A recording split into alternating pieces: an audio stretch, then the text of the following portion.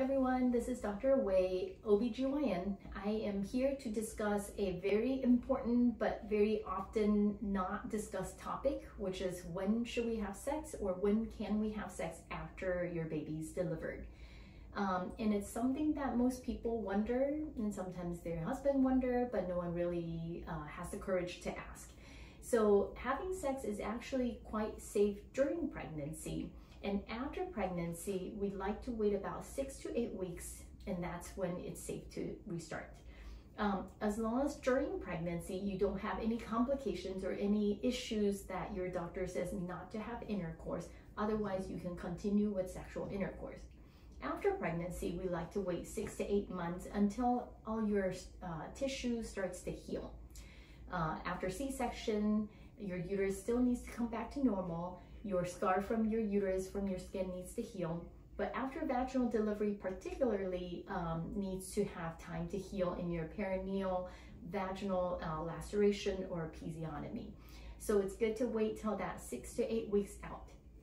Obviously, if you're taking a longer time to heal and everyone's body is a little bit different, you may need to wait a little bit longer. So once you do start, you just have to be careful about birth control, because even though some people are not having their period or they're bleeding, if they're not exclusively breastfeeding, you can still ovulate and you can still get pregnant. So that's very important to watch out for. If you're not exclusively breastfeeding, within that 6 months, you still can ovulate, you can still get your period and get pregnant. But even if you're exclusively breastfeeding, after 6 months, it's not an ideal birth control method by just knowing that you're not having a period.